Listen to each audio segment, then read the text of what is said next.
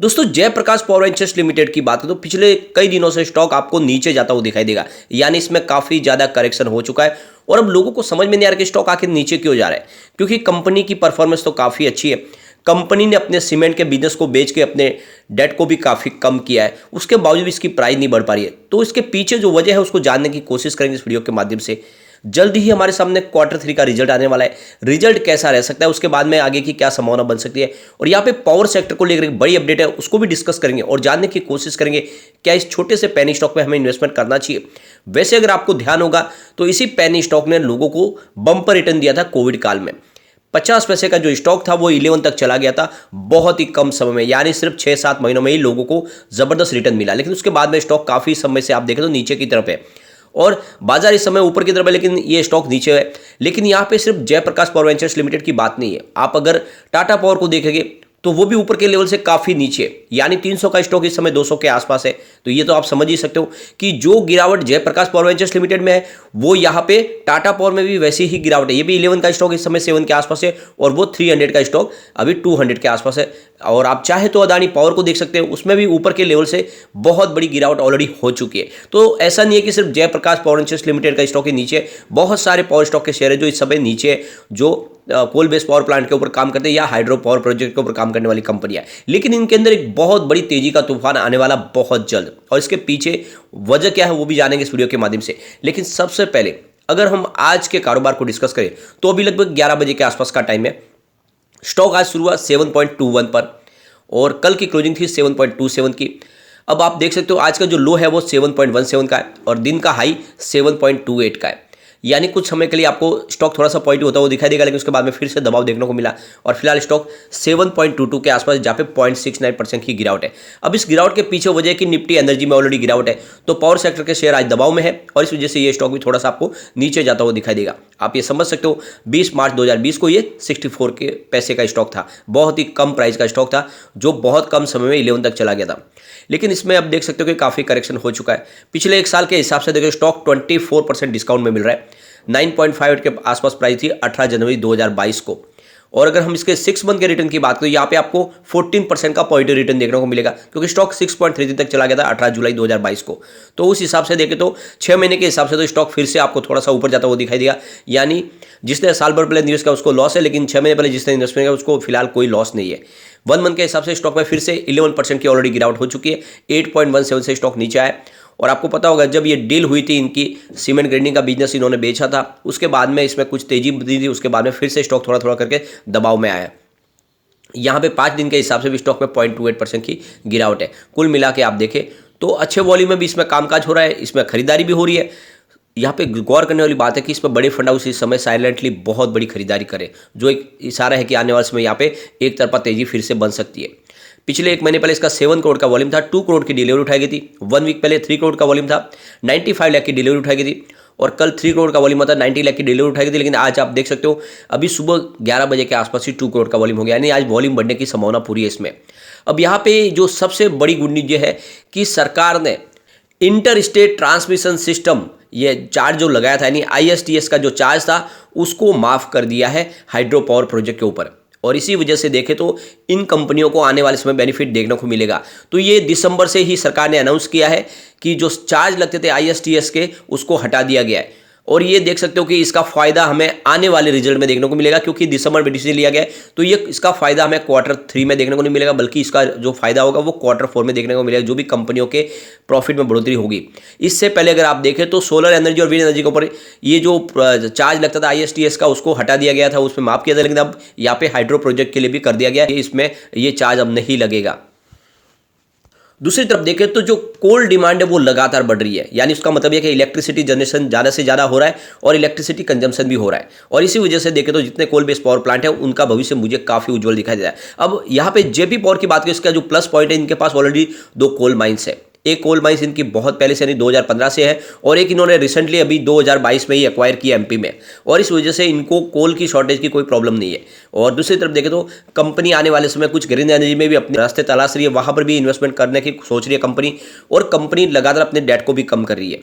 यहाँ पे अगर आप इसके रिजल्ट को भी देखें तो आपको समझ में आएगा कि जो लगातार रिजल्ट गिर रहा था उसमें आंकड़े पॉजिटिव होने शुरू हो चुके हैं। 2018 में जहाँ पे 4,876 करोड़ रुपये का इनका रेवेन्यू था, वो 2019 में गिर के 3,891 को भी तक आ गया। 2020 में ये 3,283 को भी तक आ गया, काफ़ी ज़्यादा गिरा। लेकिन उसके बाद में 2021 से रिकवरी शुरू हुई। 2021 में 3,301 को बीच का रेवेन्यू जो 2022 में बढ़ के 4,624 को भी तक पहुंच गया है। तो पिछले 2 साल से रेवेन्यू फिर से रिकवर होना शुरू हो चुका है। इसके अलावा कंपनी के प्रॉफिट लॉस को देखें तो 2018 में कंपनी को 1,690 को बीच का बहुत बड़ा लॉस था। 2019 में लॉस कम होकर 367 को भी तक पहुंच गया। लेकिन 2020 में देखें तो कोविड काल की वजह से लॉस बहुत ज़्यादा बढ़ा, करीब 2,214 को बीच का लॉस, और इसी वजह से इसकी प्राइस भी 50 पैसे तक आ गई। लेकिन उसके बाद देखें तो 2021 में कंपनी को 215 को बीच का ज़बरदस्त प्रॉफिट हुआ, 2022 में 107 को बीच का प्रॉफिट हुआ।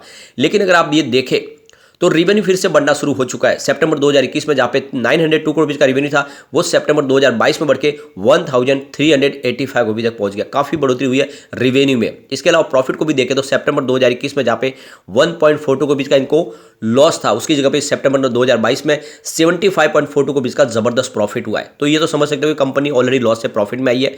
और जून क्वार्टर में काफ़ी बड़ा प्रॉफिट हुआ था, लेकिन इस बार भी प्रॉफिट अच्छा है। और इस बार क्वार्टर 3 मुझे लग रहा है कि शानदार रहने की पूरी संभावना, पिछले क्वार्टर 2 से अच्छे आंकड़े इस बार आ सकते हैं और इसके बाद में एक नई तेजी की शुरुआत हो सकती है। कंपनी का नेटवर्थ लगातार बढ़ रहा है। सितंबर 2021 में जहाँ पे 10,285 करोड़ के आसपास था, वो सितंबर 2022 में बढ़ के 10,707 करोड़ के आसपास पहुंच गया है। फंडामेंटली कंपनी काफ़ी अच्छी है। इसका मार्केट कैप 4,955 करोड़ के आसपास है। करंट प्राइस 7.23 की है। लो इसका 5.45 और हाई 10.20 है।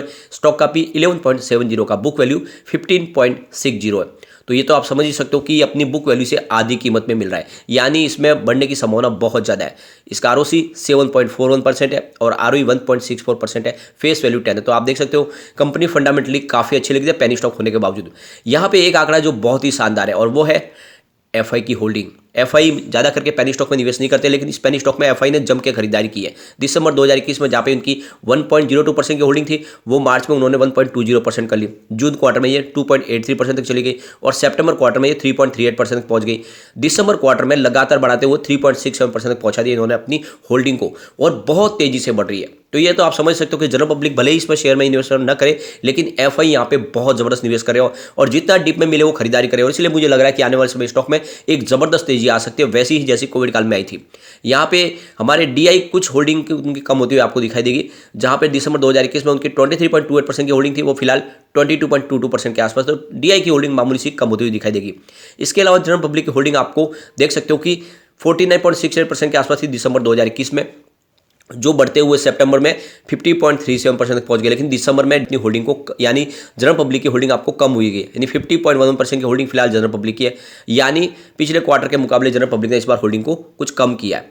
यहाँ पे एक आंकड़ा बहुत ही शानदार है और वो है प्रमोटर की होल्डिंग। यहाँ पे देख सकते हो कि प्रमोटर की होल्डिंग में आपको जो शेयर है दिसंबर 2021 में 26.02% की होल्डिंग दिखाई देगी, जो मार्च में 24% हुई। ये होल्डिंग कम होने के पीछे वजह यह थी कि इन्होंने अपने कुछ शेयर बेच के अपने कर्ज को चुकाया, जो एक बहुत बड़ी ईमानदार पहल है।